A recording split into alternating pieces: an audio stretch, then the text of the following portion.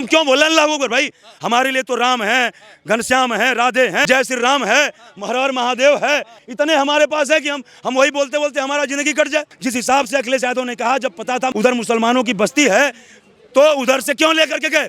आज यदि हम अपना बंद कर दें, पूरे जहां जहां हम हैं, तो टट्टी पेशाब नहीं कर पाएगा मुसलमान, घर में ही करना पड़ेगा। 1947 में जब देश का बंटवारा हुआ था तब भी हम हिंदू बहुसंख्यक थे और आज भी बहुसंख्यक हैं। तब भी चाह लेते तो 2 दिन नहीं लगता इनको पाकिस्तान खदेड़ने में, और आज भी चाहे तो 2 घंटे नहीं लगेगा, क्योंकि अब हिंदू ज्यादातर मात्रा में जाग चुका है। संविधान में भरोसा करते तो ना सरिया पढ़ के आ जाते हैं। अब सरिया पढ़ने वाले को क्या पता कि देश में सर्वे किस आधार पे हो रहा है? सर्वे आधार पे हो रहा है कि कोर्ट के आधार पे? कहीं ना कहीं अगर संबल का रिपोर्ट अगर गया है तो 95 पेज की रिपोर्ट के आधार पर वहां पर जांच की जा रही है। और अगर आप भारत के संविधान को मानते हैं, भारत की एकता, अखंडता और लोकतंत्र की बड़ी दुहाई देते हैं, कहते हैं अम्बेडकरवादी है, हम अम्बेडकर को मानने वाले लोग हैं, हम अम्बेडकर के संविधान के हिसाब से चलेंगे, तो अम्बेडकर के ही संविधान कहता है कि अगर कोर्ट का आदेश मिलता है तो जांच कराया जा सकता है। जो मुगलों ने गलती की, जो बाबरों ने गलती की, जो औरंगजेब और चिश्तियों ने गलती की, उस गलती पर अगर आप पर्दा डालो तो कहीं ना कहीं आप भी गुनहगार हो। आपको भी पता है कि मथुरा का जो शाही ईदगाह है वहां पर कहीं ना कहीं श्री कृष्ण की जन्मभूमि थी।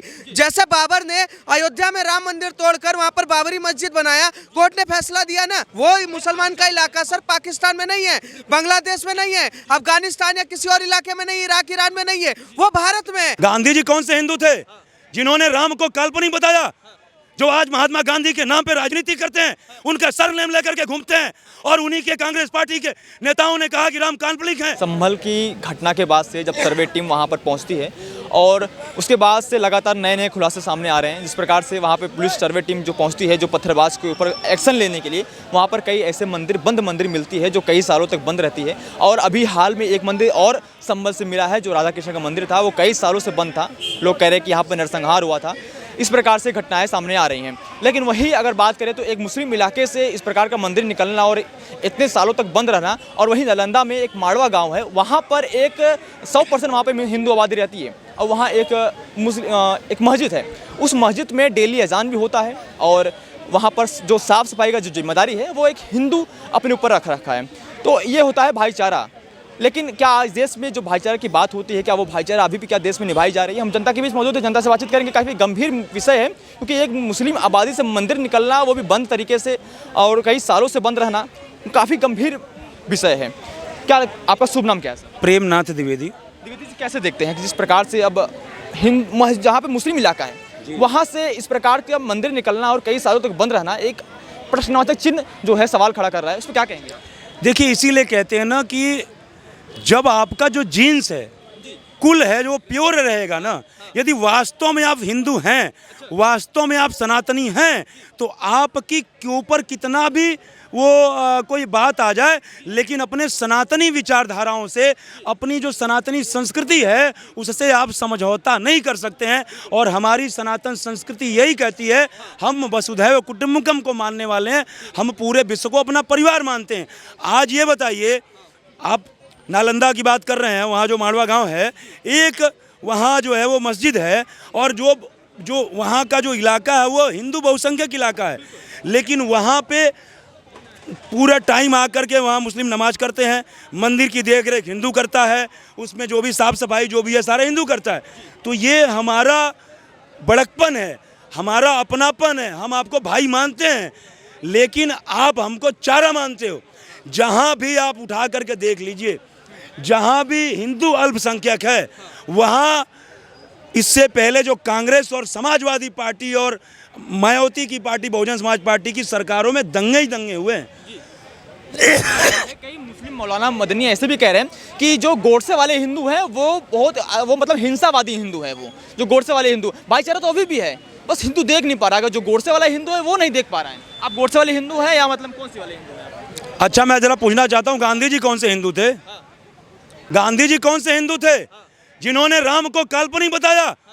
जो आज महात्मा गांधी के नाम पे राजनीति करते हैं, उनका सरनेम लेकर के घूमते हैं, और उन्हीं के कांग्रेस पार्टी के नेताओं ने कहा कि राम काल्पनिक हैं।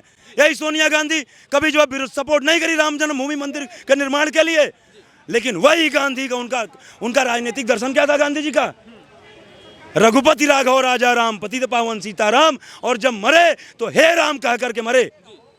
तो गांधी जी ने तो हे राम कहा, गांधी जी ने राम के अस्तित्व को, राम की प्रभुता को स्वीकार किया और ये कहते हैं राम काल्पनिक हैं। तो मैं जरा पूछना चाहता हूं कि यदि तुम गोडसे वाले हिंदू की बात करते हो तो गांधी जी कौन से हिंदू थे? हिंदू हिंदू होता है। तो क्या आज का हिंदू को गोडसे जो गांधी जी के इशारे पे चल रहा है? गांधी जी ने कहा था कि हिंसा परमो धर्म, लेकिन कई ऐसे हिंदू हैं जो हिंसा को अपनाते हैं। धर्मो रचित रचिता, ये भी गीता में लिखा गया है। हाँ, और क्या कहते हैं कि मतलब धर्म की रक्षा के लिए शस्त्र उठाना भी धर्म का काम है। जब हमारी आस्था पे कोई खिलवाड़ करेगा, हमारी आस्था से, हमारी संस्कृति, हमारे जो है क्या कहते हैं कि आध्यात्म से कोई खिलवाड़ करेगा तो हम चुप रहेंगे।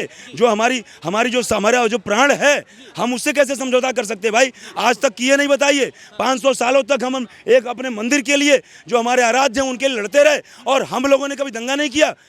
राम जन्मभूमि का जो मंदिर बना है वो कोर्ट के थ्रू बना है। हम 1947 में जब देश का बंटवारा हुआ था तब भी हम हिंदू बहुसंख्यक थे, और आज भी बहुसंख्यक हैं। तब भी चाह लेते तो 2 दिन नहीं लगता इनको पाकिस्तान खदेड़ने में, और आज भी चाह ले तो 2 घंटे नहीं लगेगा, क्योंकि अब हिंदू ज़्यादातर मात्रा में जाग चुका है। लेकिन हाँ हैं, गोडसे वाले तो हिंदू नहीं हैं, लेकिन आज कुछ दोगले हिंदू हो गए हैं। दोगले हिंदू हो गए हैं जिनको अपनी संस्कृति, अपने जो पूर्वज के पूर्वज, चूंकि दोगले हैं तो कई पीढ़ी प्योर थे, बाद में दोगले हो गए। लेकिन हमारा सवाल ये है, जो भाईचारा की बात होती है तो एक बयान सामने बहुत ज्यादा वायरल हो रहा है योगी जी का। वो कह रहे हैं कि हम अल्लाह अकबर क्यों बोले, ये स्लोगन हमको पसंद नहीं है। क्यों बोले? तो ये भाईचारा फिर कहाँ बचा? नहीं, हम क्यों बोले अल्लाह अकबर भाई? हमारे लिए तो राम है, घनश्याम है, राधे हैं, जय श्री राम है, हर हर महादेव है, बाबा इसमें इतने हमारे पास है कि हम वही बोलते बोलते हमारा जिंदगी कट जाए। बताइए, लोग पूरे दिन राम नाम का जाप करते हैं। आपको बोलने की आवश्यकता भी नहीं है। किसको? हमको अल्लाह अकबर क्यों बोले भाई? मैं जरा पूछना चाहता हूँ। लेकिन किसी को आप इस तरह से नहीं कह सकते ना कि ये स्लोगन पसंद नहीं है। मुसलमान नहीं कह सकता कि हमको जय श्री राम का स्लोगन पसंद नहीं है। मुसलमान कब एक्सेप्ट करता है? जब बहराइच में जाकर के जो है वो मूर्ति विसर्जन की यात्रा निकल गई और जय श्री राम का नारे लगा दिए, तो क्या कहते हैं? यही अखिलेश यादव कह रहे हैं कि जो है जब पता था मुसलमानों का उधर से घर है तो क्यों यात्रा लेकर के गए? ये बांटने का काम नहीं है, तो ये जोड़ने का काम है। आदि जिस हिसाब से, मुझे 1 सेकंड दीजिए, जिस हिसाब से अखिलेश यादव ने कहा जब पता था उधर मुसलमानों की बस्ती है तो उधर से क्यों लेकर के गए, तो मतलब वो रास्ता गिरने की बात कर रहे हैं। आज यदि हम अपना बंद कर दें, पूरे जहाँ हम हैं, तो टट्टी पेशाब नहीं कर पाएगा मुसलमान, घर में ही करना पड़ेगा। लेकिन हमारी उदारता है कि आज भी हम तुमको झेल रहे हैं। लेकिन आपकी उदारता ये भी तो है ना कि जब संवेदनशील इलाका है तो उस इलाके से हम ना गुजरे। कैसे संवेदनशील हो गया? जब ये जो है भारत तुम्हारा भी है, हमारा भी है, संवेदनशील कैसे हो गया भाई साहब? ये कैसे एक तुम्हारा 1 वोट क्या 10 वोट पड़ता है क्या? तुम्हारा भी 1 वोट होता है, हमारा भी 1 वोट होता है। जो तुम्हारा अधिकार है, तुम्हारा अधिकार है अल्लाह अकबर करने का, तो हमारा भी अधिकार है जब मन करे हमारी श्रद्धा हो जय श्री राम बोलने का।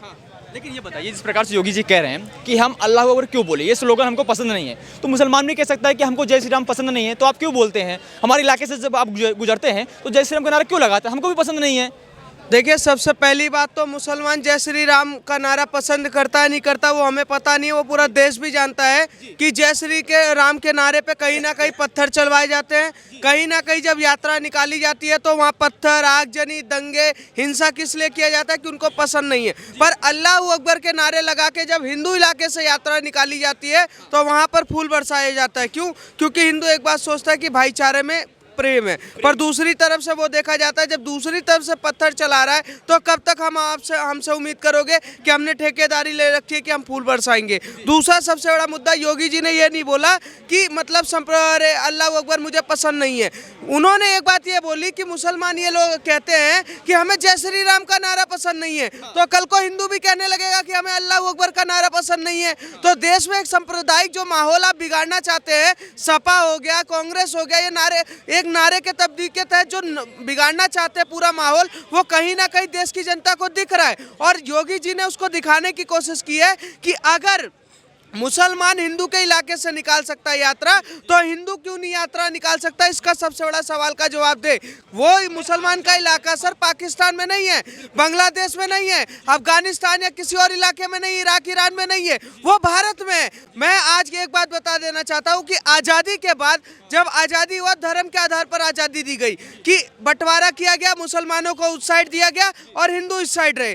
जब गांधी जी ने एक बयान दे दिया कि जो रुकना चाहते रुक जाए, जो वहाँ रुकना चाहते तो रुक जाए, यहाँ पर किराएदारों के थ्रू पे मुसलमान रुके, हमें कोई दिक्कत नहीं है। पर वो मालिक बनने लगे कि वो ये कहे कि हमें ये नारा पसंद नहीं है, हमें ये चीज़ पसंद नहीं है, आप ये मत खाओ, आप ये मत बोलो, तो देश में ये नहीं चलने वाला है। यह देश पूरी तरीके से हिंदुओं का है, क्योंकि हिंदू यहाँ पर एक तरीके से आज़ादी से जीना चाहता है। वो अपने संप्रदाय को खुले चुनौतियों के साथ पूजा करना चाहता है। हमेशा हिंदू ये चाहता है कि कोई पल रहा है तो पले, पर हमें ना छेड़ो। अगर आप हमें छेड़ोगे तो कहीं ना कहीं जो आप कर रहे हो उसका हमें अंजाम आपको देते रहेंगे। स्लोगन की आप बात कर रहे हैं कि मतलब जो माहौल बिगाड़ने की बात कर रहे हैं, कह रहे हैं कि माहौल तो आज बीजेपी पार्टी बर्बाद कर रही है माहौल को, क्योंकि देखिए जहाँ देखिए वहाँ आप मस्जिद का सर्वे चालू करवा देते हैं। देखिए संभल का चालू करवा दिए, उसके बाद बदायूं को चालू करवा दिए। ये कौन कह रहा है? मुसलमान कह रहे हैं। मुसलमान या तो अनपढ़ होंगे या तो पागल होंगे, क्योंकि 70 सालों से उनको पढ़ाया तो गया नहीं है। संविधान में भरोसा करते तो ना सरिया पढ़ के आ जाते हैं। अब सरिया पढ़ने वाले को क्या पता कि देश में सर्वे किस आधार पे हो रहा है। सर्वे आधार पे हो रहा है कि कोर्ट के आधार पे। कहीं ना कहीं अगर संभल का रिपोर्ट अगर गया है तो 95 पेज की रिपोर्ट के आधार पर वहाँ पर जाँच की जा रही है। और अगर आप भारत के संविधान को मानते हैं, भारत की एकता, अखंडता और लोकतंत्र की बड़ी दुहाई देते हैं, कहते हैं हम अम्बेडकरवादी हैं, हम अम्बेडकर को मानने वाले लोग हैं, हम अम्बेडकर के संविधान के हिसाब से चलेंगे। तो अम्बेडकर के ही संविधान कहता है कि अगर कोर्ट का आदेश मिलता है तो जांच कराया जा सकता है, और जो जांच जो हो रहा है वो कोर्ट के निगरानी में हो रहा है। वहाँ ना किसी प्रदेश की सरकार है, ना किसी प्रदेश की पार्टी है, ना किसी प्रदेश का नेता आ रहा है, पर आप एक तरीके से ये दिखा रहे हो कि संभल की वो जांच क्यों करवा रहे। मैं कहता हूँ जो कोर्ट ने भी जो नए याचिकाओं पर रोक लगाई, उस पर क्या कहेंगे? देखिए, जो नए याचिका पे जो रोक लगाई है उस पर एक बात कहूंगा, जो इन्होंने दायर किया हुआ है, सरकार से उन्होंने एक हलफनामा मांगा हुआ है कि जो वर्शिप ऑफ एक्ट है उस पर आप मुझे ये बताइए कि आपका क्या संज्ञान है। सरकार दे देगी, फिर से कोर्ट जांच चलवाएगी। और मैं मुसलमानों को एक बात क्लियर कर देना चाहता हूँ, जो आपका है आप लो, जो हमारा है हमें दो। जो मुगलों ने गलती की, जो बाबरों ने गलती की, जो औरंगजेब और चिश्तियों ने गलती की, उस गलती पर अगर आप पर्दा डालो तो कहीं ना कहीं आप भी गुनहगार हो। आपको भी पता है कि मथुरा का जो शाही ईदगाह है वहां पर कहीं ना कहीं श्री कृष्ण की जन्मभूमि थी। जैसे बाबर ने अयोध्या में राम मंदिर तोड़कर वहां पर बाबरी मस्जिद बनाया, कोर्ट ने फैसला दिया ना, तो आप कोर्ट के आदेश पे चलिए। हम वो नहीं चाहते कि 1992 वाला कांड दिखा दे। 1992 वाले में हम विश्वास नहीं करते। हम 1992 अगर 92 का कांड दिखा देंगे ना तो 30,000 मंदिर 10 मिनट में मिल जाएगा, पर हम संविधान के साथ है। आज मुसलमान यही पूछ रहा है, कब तक ये हिंदू मुसलमान का मुद्दा कब तक चलता रहेगा, कब तक ये मस्जिद मंदिर का मुद्दा चलता रहेगा, कब तक ये एसआई सर्वे होता रहेगा? जब तक इस देश में वर्शिप ऑफ एक्ट नहीं खत्म हो जाएगा, जब तक इस देश में मुस्लिम पर्सनल लॉ बोर्ड नहीं खत्म करा देंगे, हज पे सब्सिडी पूरी तरीके से नहीं खत्म करा देंगे, माइनॉरिटी कमीशन नहीं खत्म करवा देंगे, पूरी तरीके से जो एक तबके को बहुत बढ़िया सुविधाएं दी जा रही है, मतलब एक तरीके से सब्सिडी दी जा रही है, जब तक इस देश में ये चीजें नहीं खत्म हो जाती, हिंदुओं का वो नहीं मिल जाता उनका जो चीज है, तब तक हिंदू मुसलमान होता रहेगा, डंके की चोट पे होता रहेगा। क्यों? क्योंकि 70 साल पहले पेड़ आपने बोया था बबूल का, तो कांटा अब गिरेगा ही गिरेगा। और मैं एक बात बता दूं, जब आपको वर्शिप ऑफ एक्ट बन रहा था तो आपको मजा आ रहा था, मुस्लिम पर्सनल लॉ बोर्ड बन रहा था तो मजा आ रहा था, वक्फ बोर्ड बन के जमीन कब्जा कर रहे थे तो मजा आ रहा था। अब वो खत्म होने की बारी आई तो हिंदू मुसलमान हो रहा है, और ऐसा हिंदू मुसलमान तो होता रहेगा। आपने जितने गिनाए उसमें सब ने समय कम से कम मुसलमानों का अधिकार आप छीन रहे हैं। अगर मुसलमानों का अधिकार छीनना है आपको तो यहाँ से भगा दीजिए मुसलमानों को। मुसलमानों का अधिकार इसी देश में, बांग्लादेश में क्यों नहीं है ऐसे worship of act, Muslim personal law board? Pakistan में क्यों नहीं है? सऊदी अरब में क्यों नहीं है? इराक ईरान में नहीं क्यों है? अफगानिस्तान में क्यों नहीं है? क्या इस भारत में ही है? मतलब भारत में आपने तय कर लिया है कि संभल में ज़्यादा मुसलमान हैं तो आप यात्रा नहीं निकाल सकते। अगर मुसलमान 20% से ज़्यादा मेजोरिटी वाले हैं तो वहाँ पर भारत का कानून नहीं चलेगा, भारत का संविधान नहीं चलेगा। ये कौन तय करने वाला है? मतलब मुसलमान खुद ही तय कर लेगा। अगर मुसलमान अपने हिसाब से तय करने लगे बैठ गया है तो इस देश का सबसे बहुसंख्यक है हिंदू समाज, हम भी तय करना स्टार्ट कर दें, हम भी तय करना स्टार्ट कर दें कि गीता के हिसाब से सब कुछ चलाएंगे। और अगर हम तय कर लेंगे जिस दिन ना, तो उस दिन इस देश में कहीं ना कहीं राम राम ही कहा जाएगा। समाजवादी पार्टी के नेता कह रहे हैं कि जब से बीजेपी सरकार बनी है तो उससे ही बीजेपी ने हिंदू मुसलमान के बीच में घृणा पैदा कर दी है, हिंदुओं के मन में इतना घृणा और नफरत पैदा कर दी है मुसलमानों के प्रति कि जो आज आप देख पा रहे हैं, इसका घटना यही है। देखिए, हिंदुओं के प्रति उन्होंने कोई घृणा नहीं किया है और ना किसी तरीके का नफरत है। हिंदुओं को सिर्फ जागरूक किया गया है, उनको ये बताया गया कि जो भारत का इतिहास है वो बाबर मुगल और ये नहीं थे, यहाँ का इतिहास छत्रपति शिवाजी और महाराष्ट्र है, उनसी पर बात करना जरूरी है और उसके अलावा कोई और चर्चा नहीं करेंगे। आप सवाल पूछ रहे एक लाइन कह दूं हैं, एक सेकंड आप कि दे दो हमको 5 ग्राम, रखो अपनी धरती तमाम, हम वही खुशी से खाएंगे, परिजन पर असी न उठाएंगे। रश्मि रथी में रामधारी सिंह दिनकर जी ने लिखा है। भगवान श्री कृष्ण गए थे जब अर्जुन की तरफ से, पांडवों की तरफ से, तो बोले 5 दे दो, नहीं दिए, महाभारत हो गया, पूरा हस्तिनापुर ले लिए। हमने भी 3 मांगे थे, लेकिन जब तुम 3 देने के लिए तैयार नहीं हो तो 30,000 लेकर के छोड़ेंगे।